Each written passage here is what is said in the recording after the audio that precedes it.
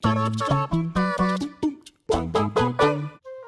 an avid video game fan, much like my drug intake at family gatherings, is an expensive business. It's not just the initial price of games anymore that are the wallet molesters of the industry, but it's the season passes, the DLCs, and the microtransactions. Therefore, it's a deep, deep wound when the initial releases of games contain about as much quality content as an Alex Leadbeater article, aka barely any. Zing. So let's take a look at some of these massive games that felt incredibly sparse upon release. I'm Jules for WhatCulture.com, the one per list wonder kid, and these are 8 video games that launched with a severe lack of content. Number 8, No Man's Sky.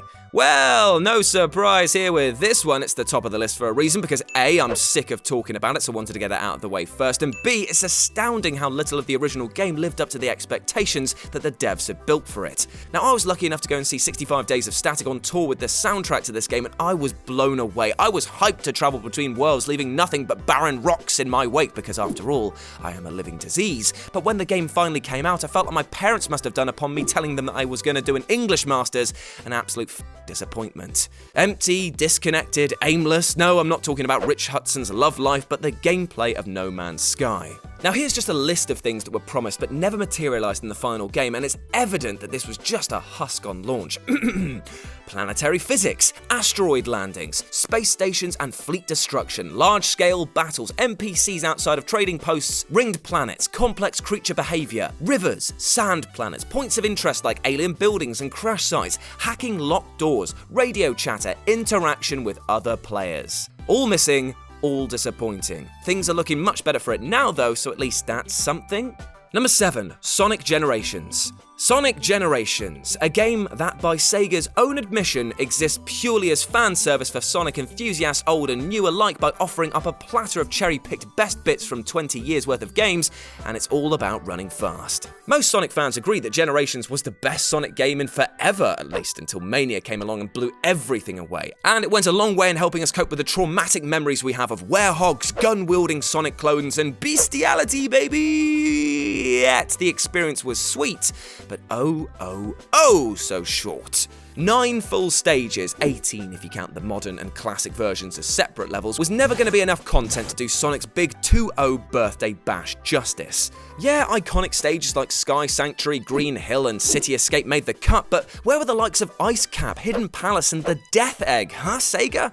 Thankfully, Sonic Mania made up for just about everything, and Mania Plus nearly ripped my dick off with its quality.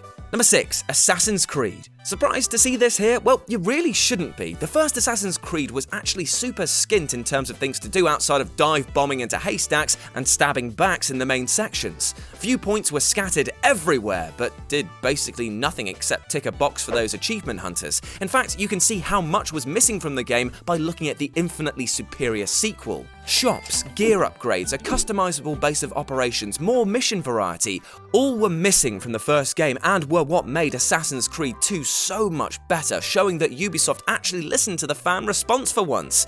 Fancy that. Number 5, Fable.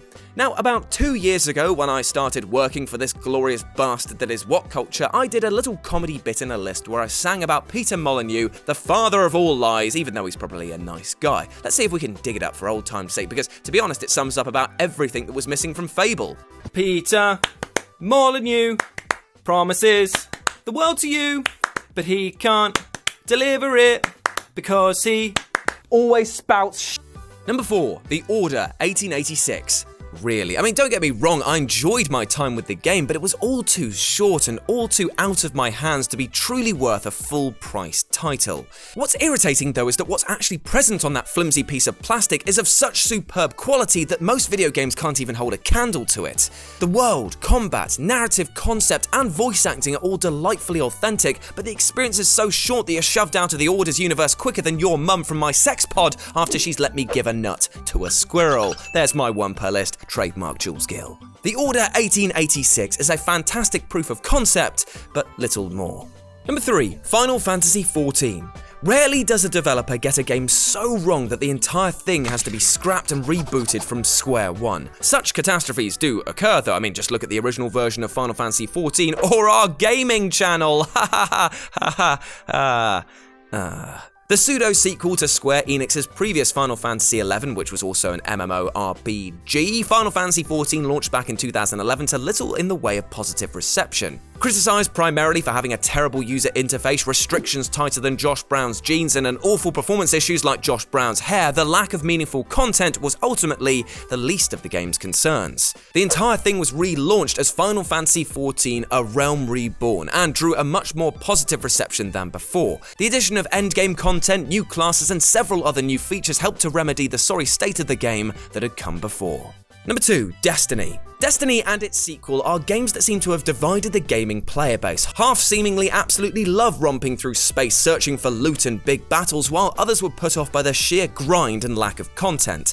Now, for me, the shooting felt lovely and I enjoyed my time with the game, but as soon as I hit that climactic battle within the Black Garden, I noticed that there really wasn't much to do in the base game after that point.